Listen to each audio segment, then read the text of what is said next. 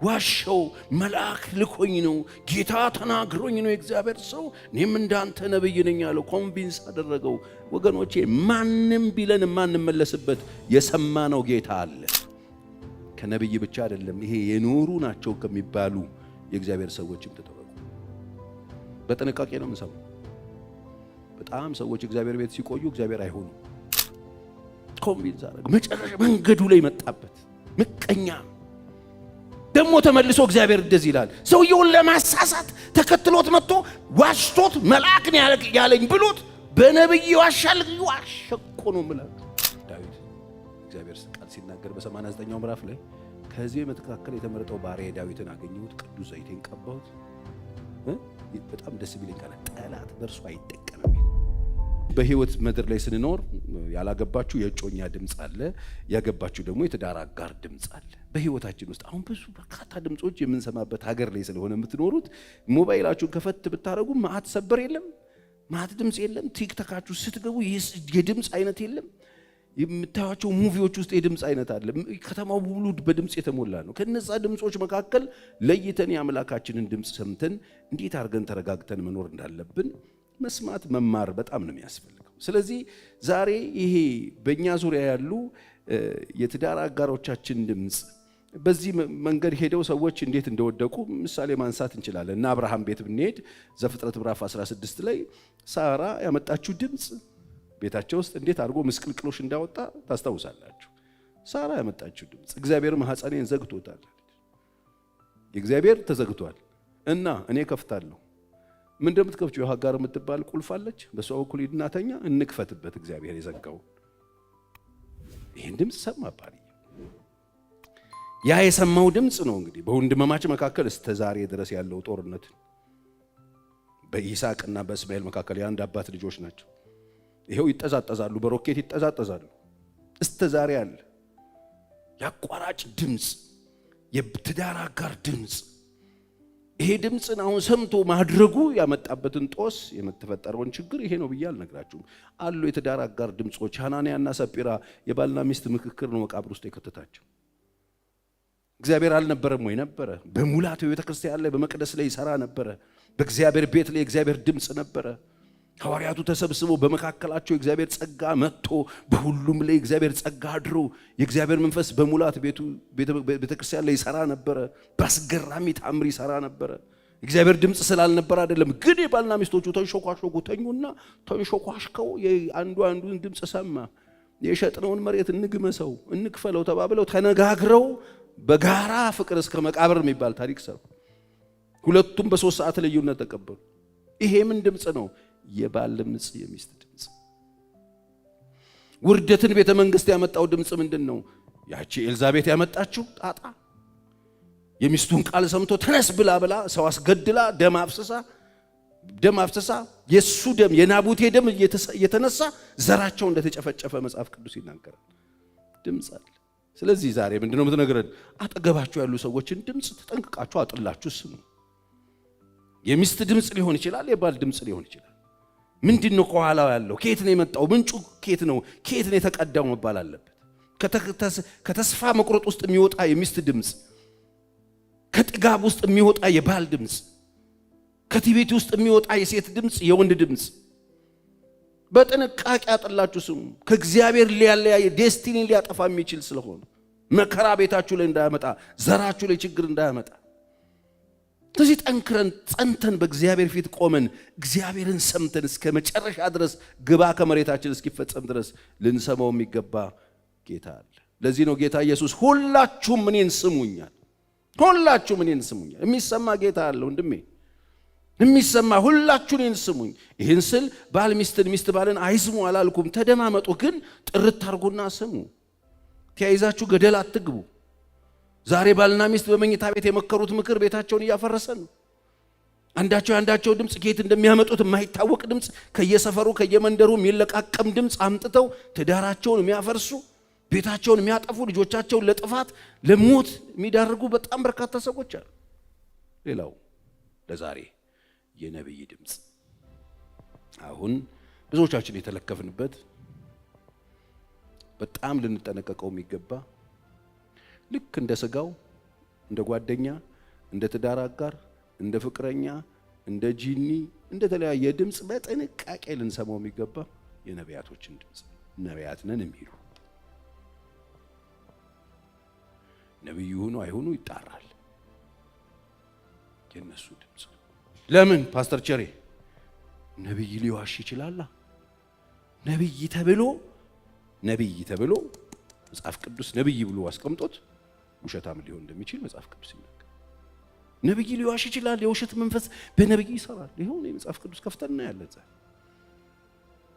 በጣም መጠንቀቅ አለብን። ዛሬ ብዙ ሰዎችን ህይወት ምስቅልቅሉን ያወጡ ነቢያት ነን የሚሉ ሰዎች ድምፅ ረብሸው አበላሻሽተው የደረሰውን ሊቆረጥ የደረሰውን መልካም ነገር ሁሉ ብትንትኑን ያወጡ የሰዎችን ረፍት፣ የሰዎችን ሰላም፣ የሰዎችን ቤት፣ የሰዎችን ጤና፣ የሰዎችን የተስተካከለ ስራና ህይወት ኑሮ ብልሽቱን ያወጣው ዛሬ ወገኖቼ ይሄ ነው። በጣም ብዙ ምን ሰማው ነገር አለ። በጣም ብዙ ዛሬ በየሚዲያው የምታያቸው አብዛኞቹ ኬዞች በዚህ በኩል አልፈዋል። ከረም ያሉ ኬዞች፣ የብዙ ሰዎች ቤት የተበላበት የተበላሸበት በእንደዚህ አይነት ሰዎች ነው። ስለዚህ የትም እንዳትገባ ተብሏል። ይሄንን እግዚአብሔርን ሰምቶ ነው የወጣው። አሁን ይሄ ነብይ እግዚአብሔርን ሰምቶ አሁን ይሄ ሰውዬ ንጉሱ ድምፅ አመጣለት እና እኛ ቤት ግባ አለው። አልገባም አለ። የንጉስ ድምፅ መጣለት ነው ማለት ማንን ሰምቶ ነው የወጣው? መልሱልኝ። እግዚአብሔርን ከሰማህ በኋላ አትቀላቅል። እግዚአብሔርን ሰምቷል። ንጉሱ ተናገረው፣ አልሰማም፣ እምቢ አለ። ተመልከቱ። አሁን አልሄድም፣ የቤትህን እኩሌታ ብትሰጠኝ ይሄን አላደርግም አለው። ታዝዤ ነው የወጣሁት ብሎ መለሰለት። ከዛ በቤቴል አንድ ሽማግሌ ነብይ፣ እኔ አሁን ዛሬ የምናገረው ከሽማግሌዎችም ተጠበቁ፣ ከነብይ ብቻ አይደለም፣ ይሄ የኖሩ ናቸው ከሚባሉ የእግዚአብሔር ሰዎችም ተጠበቁ። በጥንቃቄ ነው የምንሰማው። በጣም ሰዎች እግዚአብሔር ቤት ሲቆዩ እግዚአብሔር አይሆኑ። የሸመገለ ነብይ ነው የሚባሉት፣ ትልቅ አገልጋይ ነው የሚባሉት እንጂ እግዚአብሔር አይሆንም። ሽማግሌው ነብይ፣ ትልቅ ሽማግሌ ነብይ ነው ሰውየው። ዘመኑን በሙሉ በነብይነት ያገለገለ የኖረ የሚታወቅ ሰው ነው፣ ግን ሽማግሌ ነብይ። ከዛ ይቀመጥ ነበር ይላል። በዛ ይቀመጥ ነበር። ልጆቹም ወደ እርሱ መጥተው በዚያን ቀን የእግዚአብሔር ሰው በቤቴል ያደረገውን ስራ ሁሉ ነገሩት። ይገርማል። ዛሬ ቤተክርስቲያን እንዲህ አይነት ወጣት ነብይ መጥቶ የሚገርም ታምር ሆነ። የተናገረውን ነገር አሁን ምልክት ይሆናል አለ። ይሄንን ባለ ጊዜ ንጉሱ ያዙት ሲል እጁ ደረቀ። ከዛ ለምኖለት ጸልዮለት እጁ ተመለሰ። ከዛ ይገርማል። ንጉሱና ወደ ቤት ሲለው አልመጣም አለ። ና ብላ ሲለው አልመጣም አለ። አልበላም አለ። የንጉስ እኩሌታ ቤትህን ብትሰጠኝ አልመጣም አልፈልግም ብሎ ሄደ ብለው ለአባታቸው ነገሩት። ይሄ ሽማግሌ ነብይ ሰማ። የሚገርም ነው። ነገሩት። ደግሞም ለንጉሱ የተናገረውን ቃል ሁሉ ለአባታቸው ነገሩት። አሁን ያልኳችሁ ንጉሱ ያለውን ነገሩት። ብላ ሲለው አልበላም፣ ጠጣ ሲለው አልጠጣ፣ ገባ ሲለው አልገባም አለ። ምን ነው ሲለው ቤትን ብታካፍለኛል። የሚገርም ነው አይደል? በወልድነሱ ደስ ይላል የወጣው ይሄ ሽማግሌ ነብይ ይሄን ሰማ። እግዚአብሔር ይመስገን። በዚህ ትውልድ መካከል እንደዚህ አይነት ነብይ ተነሳ። ኩሩ፣ ጎበዝ፣ ራሱን የሚገዛ ማይልከሰከስ፣ እግዚአብሔር ይመስገን ብሎ መንበርከክ ነበረበት። እግዚአብሔር ሆይ ተመስገን፣ እንደዚህ አይነት ነቢያቶች ተነሱ። እግዚአብሔር ሆይ ተባረክ። እንኳንም አንተ መልካም አምላክ አገለገልኩ፣ ዘመኔን በቤትህ እንኳን ጨረስኩ፣ እንኳን አረጀሁ። እግዚአብሔር ሆይ ተባረክ አላለም። ይሄ ሽማግሌ ነብይ ያለውን ስሙ። የሚገርም ነው። አባታቸውን በማናቸው መንገድ ሄደ አላቸው። ቤት በኩል ነው ሄደው አላቸው። ልጆቹም ከይሁዳ የመጣው የእግዚአብሔር ሰው የሄደበትን መንገድ አመለከቱት። ልጆቹንም አህያውን ጫኑልኝ አላቸው። አህያውንም በጫኑለት ጊዜ ተቀመጠበት። ከእግዚአብሔር ሰው በኋላ ሄደ። በአድባርም ዛፍ በታች ተቀምጦ አገኘውና ከይሁዳ የመጣህ የእግዚአብሔር ሰው አንተ ነህን አለው። እርሱም እኔ ነኝ አለው። እርሱም ከኔ ጋር ወደ ቤቴ ና እንጀራም ብላ አለው። እርሱም ካንተ ጋር እመለስ ዘንድ ገባ ዘንድ አይቻለኝም። በዚያ ስፍራ ካንተ ጋር እንጀራም አልበላም ውሃም አልጠጣም። በዚያ እንጀራ አትብላ ውሃም አትጠጣ፣ በመጣህበት መንገድ አትመለስ በሚል በእግዚአብሔር ቃል ተብሎልኛልና አለው። እርሱም እኔ ደግሞ እንዳንተ ምንድን ነኝ በሉልኝ? ነብይ ነኝ አለው። እሱ ሽማግሌው እኔም ነብይ ነኝ አለው። እኔም እንዳንተ ነብይ ነኝ። ሽማግሌ የቆየው በእኛ ዘመን እኛ ስናገለግል ረጅም ዓመት ከጌታ ጋር በኖርንበት ነብይ ነኝ አለው። መልአክም አለ ተመልከቱ የዚህ ውሸታም ሽማግሌ ነብይ ውሸታም ሽማግሌ ነብይ እግዚአብሔር ሞታችሁን ያሳምርላችሁ ፍጻሜያችሁን ያሳምርላችሁ አገልግላችሁ በስተርጅና የማይገባ ቀውስ ፈጥሮ ከመሄድ እግዚአብሔር ይጠብቃችሁ የሚያሳዝን ነገር ምቀኝነት ይዟችሁ ምን አለበት በሰላም ቢያንቀላፋ የሽማግሌ ምን አለበት ሽማግሌው ነብይ ተብሎ ተቀብሮ ቀብሩ ላይ ተነቦለት ቢሞት እኔም እንዳንተ ነብይ ነኝ ትናንትና መልአክ መጣ አለው ይገርም ነው ካንተ ጋር ወደ ቤቴ ልመለስ አልችልም ሲለው ዋሽቶም ምን ብሎ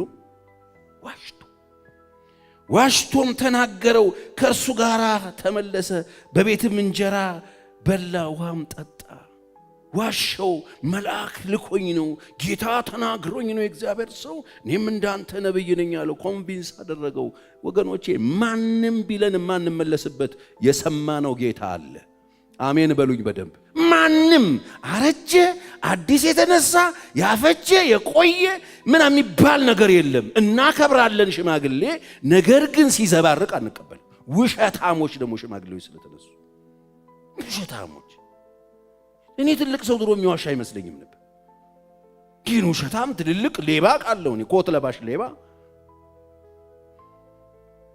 ውሸታም ትውልድን የሚያስፈጅ የሚቀጥፍ ምቀኛ የተነሳውን ሰብሮ የሚጥል ይሄው ይዋሻል ነብያው ምንድነው ምትለን ተጠንቀቁ ይሄው ዋሽቶ ወደ ቤት መለሰው በላ ጠጣ ከዛስ በሉ ከዛ የሆነው ልንገራችሁ በማዕድም ተቀምጠው ሳለ የእግዚአብሔር ቃል ወደ መለሰው ነብይ መጣ ከይሁዳ ወደ መጣ ወደ እግዚአብሔር ሰው እግዚአብሔር እንዲህ ይላል አለው ነብዩን ይሄው ራሱ አምጥቶ ካበላው በኋላ እንዲህ ይልሃል በእግዚአብሔር አፍ ላይ አምጽሃልና መልሶ ማለት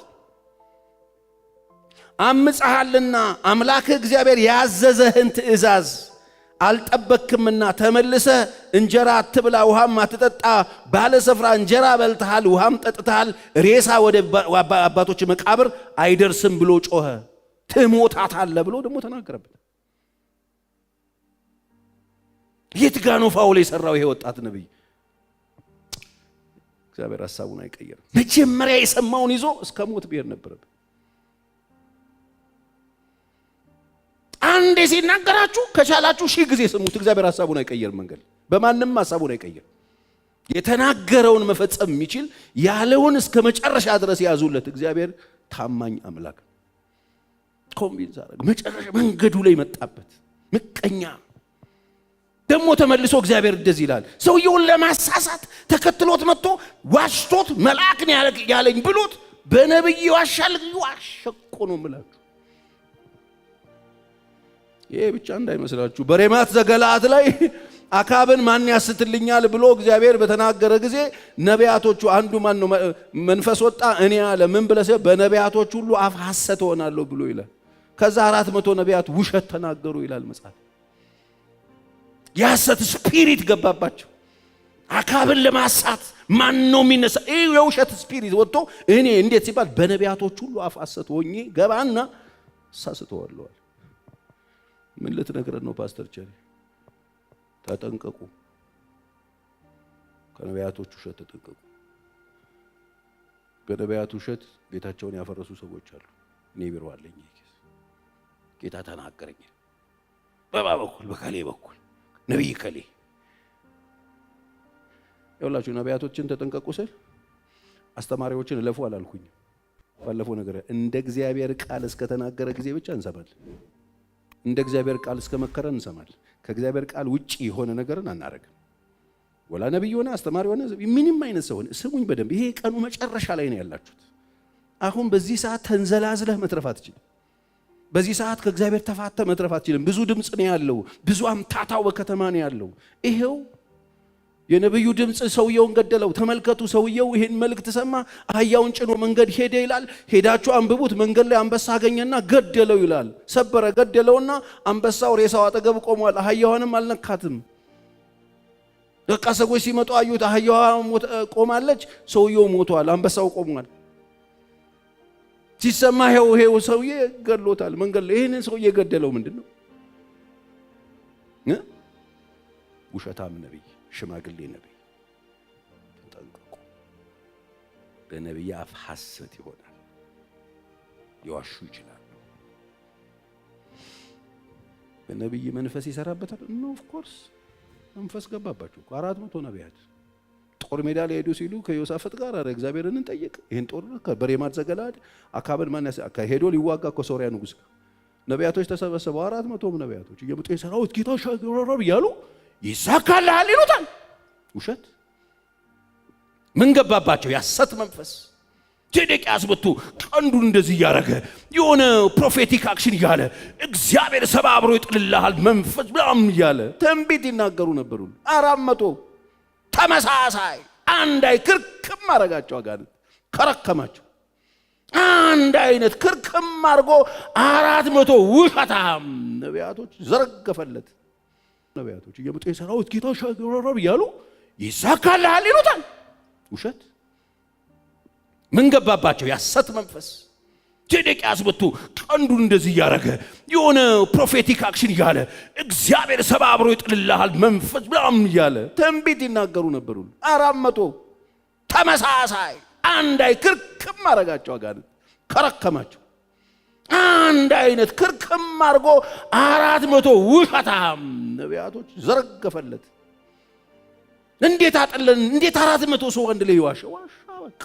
ይሄ መጽሐፍ እኮ ምን ያላስተማረናል? ካልተዝረከረከ በስተቀር መትረፍ ትችላለህ ከሰማይ።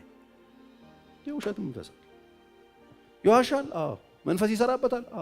አጋንንት በነብዩ መንፈስ እኮ እያልክ ነው እኮ። ይሄው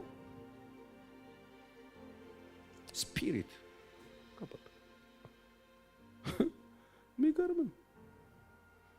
ከዛ ዮሳፍጥ ቅር አለው ሲከረከሙበት፣ በጣም ተመሳሰሉበት፣ አንድ አይነት ሆኑበት። ተመሳሳይ እዛም ሲሄድ እዛም ሲሄድ እዛ አንድ አይነት። ሌላ የለም እንዴ ብሎ ጠየቀ ዮሳፍጥ ቅር ስላለ። አንድ አለ ግን ስለኔ ምንም መልካም ነገር አይናገርም። ሁሌ ሲመጣ በቃ ሀርድ ነው እንትን የሚለው አለ። የት ነው ያለው? ወይኔ ቤት ይምጣ እስቲ። የተላኩትን ሰዎች ንገሩት። እሺ 400ም ተመሳሳይ እንደሆነ የተላኩት ሰዎች ሄዱ። ወይኔ ቤት አስጠሩት። ሚኪ አቤት ና ተፈልገ ነው። ስማ ሚኪ ሁሉም አንድ አይነት እሺ፣ ስኬታማ ትሆናለህ፣ ትጠረምሳለህ ነው። እሺ አልተመሳሰሉባቸውም ከዘንድሮቹ ጋር። እኔ መሳሰሉብኝ። ሁሉም ትጠረምሳለህ ነው። ምንድነው የምትጠረምሱት? ምንድነው የሚጠረመሰው? ወዴት ነው የሚጠረመሰው? ሁሉም ተሰበረ ነው። ሁሉም ባለ እባብ ነው። ሁሉ ባለ ዘንዶ ነው። እንዲህ ባዋልቅም እንዴ እንደዚህ ከተሰበረ እዛ ጋር ደግሞ ድጋሚ ሊንክ መጣ። ተመሳሳይ አንድ አይነት ማች አይከንም። ምን ልባል? ከዛ ሚኪን ነገሩት። እሺ አደራ ደግሞ እንዳትፎርሽ ሁሉ ብለ ሴዴቅያስም እንዴ ነው ያለው እንትና ሁሉ አንዴ መጣ። እግዚአብሔር ምን ይላል? ይሳካልሃል አሉ። ሲያዩት አነጋገሩ ምናምን በባዶን የምር ነው የፈለከው? በጣም ጥሩ። እኔ የሚታየኝን ነገር ልንገርህ አለው። እስራኤል መንጋ እንደሌለ ማን ነው እረኛ እንደሌለው መንጋ በተራራ ላይ ሲበተን አየሁታል። እረኛው ይመታል እኮ ይበተናል አለው። አላልኩም አሉ። ያ በጥፍ ቤት በኩል አልፎ ነው እኛ እያልን ሁሉም ቦቀሱት። እንደዚህ ብትሆኑ ይሻላል። በግሩፕ ቢጣሏችሁ ይሻላል። ከእግዚአብሔር ጋር ቆሙ። ዓለም ሁሉ ከእናንተ ጋር ቢጣላ ደፍጥጣችሁ ታልፋላችሁ። እግዚአብሔር ሕያው አምላክ ስመለስ ሰራልሃለሁ ሲለው ዞር አለና ስትመለስ አይደል ብሎት ሄደ። የሚገርመው በዚህ ጦርነት አካብ ብቻ ተገደለ። በጦርነቱ በአንድ ትልቅ ጦርነት አንድ ንጉስ ብቻ ተገደለ። ለዛውም ተራ ሰው መስሎ ተለባብሶ ምናምን በሌላ ልብስ ነው እሺ ተሰልፎ የወጣው። በቀስተ ተነጣጥሮ እሱ ብቻ ተወጋ። እግዚአብሔር እኮ አይስት ምንድነው የምትነግረን ፓስተር ቸሪ? ሊዋሽ ይችላል፣ መንፈስ ሊሰራበት ይችላል። ይሄ እንደሚያማቃል ሚነስርህም ከሆነ ይንሰርህ ቼክ አድርግ ማን እየሰራበት እንደሆነ። ዳዊት እግዚአብሔር ቃል ሲናገር በ89ኛው ምዕራፍ ላይ ከዚህ መካከል የተመረጠው ባሪያ ዳዊትን አገኘሁት፣ ቅዱስ ዘይቴን ቀባሁት፣ በጣም ደስ ቢለኝ ቃል ጠላት በእርሱ አይጠቀምም ይል። ጠላት የማይጠቀምበት ነብይ ከሆንክ ሰየው ዘማል። ጠላት የሚጠቀምባቸው ነቢያቶች አሉ። ይሄው 400 በግፍ በእውነት ለእግዚአብሔር ሕዝብ እንጠነቀቃለን፣ ለእግዚአብሔር ልጆች እንጠነቀቃለን። ምን ልነግረን ነው? ምን ነግራችሁማ እግዚአብሔርን ስሙ።